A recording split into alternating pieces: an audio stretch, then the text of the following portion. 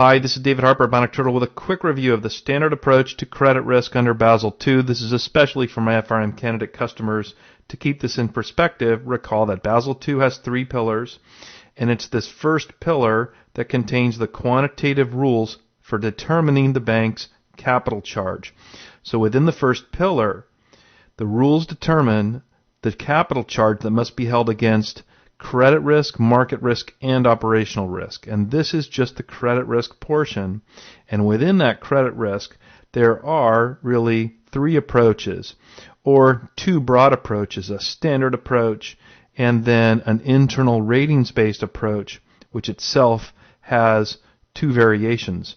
So the basic approach is the standardized approach, and it really depends on a lookup table to determine the risk weight that is applied to the exposure. So let me flip over now to my spreadsheet example of that. Here's the spreadsheet uploaded to the member page. At the top here, I've copied the basic Basel II formula that says the bank needs to hold total eligible regulatory capital of at least 8% against risk-weighted assets. If we just look at the credit portion, how we usually see this on an exam is, given the exposure, what's the capital charge? So we can take the risk-weighted exposure, multiply it by 8%, and that returns for us the amount of capital specifically the bank needs to hold against that exposure.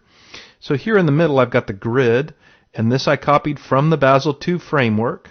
So this essentially is the standardized approach to credit risk under that first pillar in Basel II. And really there are 2 factors that determine the risk weight. The rating, these are the columns across the top, and these are external ratings. So the standard approach is an external rating approach. Specifically, rating needs to be assigned externally by an external credit assessment institution, or ECAI. And the other factor is the type of exposure, or specifically, what is the counterparty in the exposure. And so the risk weight varies depending on that. For example, notice here, sovereign nations with high ratings have a risk weight of 0%, and what that means, no capital needs to be held against them. It's the only 0 on the grid. So now let's just look at an example. Here I'm going to, here's with the actual spreadsheet, there are only 3 inputs needed. Those are in yellow. So here I'll assume the first input is the exposure. I'll assume corporate exposure. That's the bottom row here. So this would be the bank making a loan to a non-financial corporation. And then we want to input the rating of that exposure. And I'll input here BBB. And you'll notice BBB is up here, and that's an investment grade rating.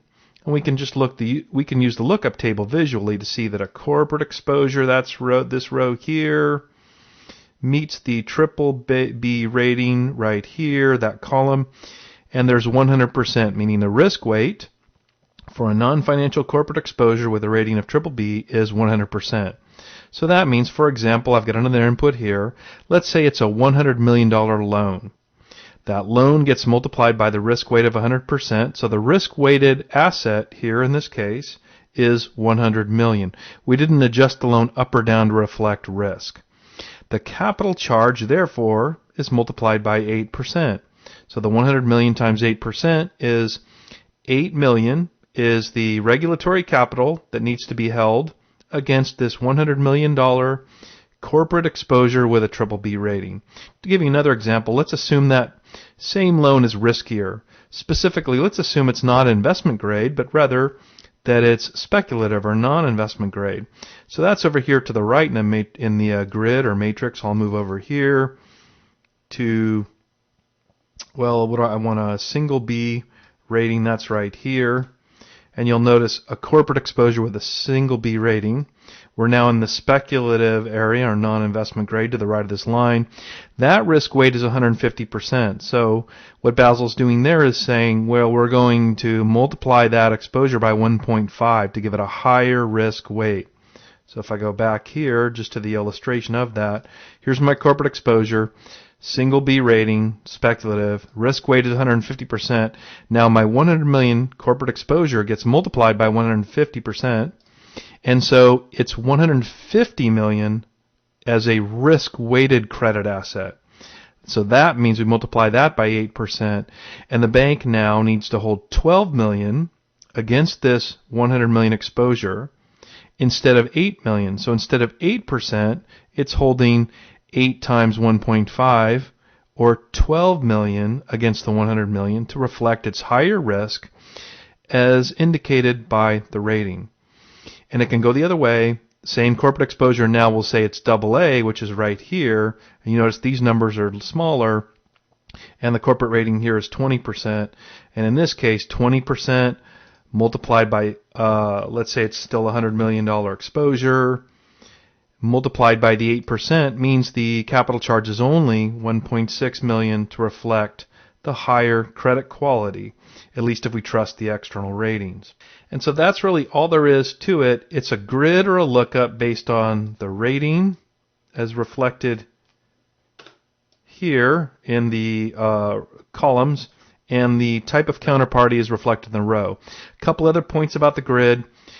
There's 2 rows for bank. This first one is option 1 for bank, so that can be that option is selected if we're using the rating assigned to the borrowing bank. Option 2 is the option that is selected if we want to use the country where the headquarters of the bank is located. There is a separate category for retail exposures, and also here are residential exposures, mortgages that are collateralized by real residential property. That was previously 50%, reduced to 35%, but it'll be interesting to see if that's changed in the wake of the credit crunch. And finally, last comment about this.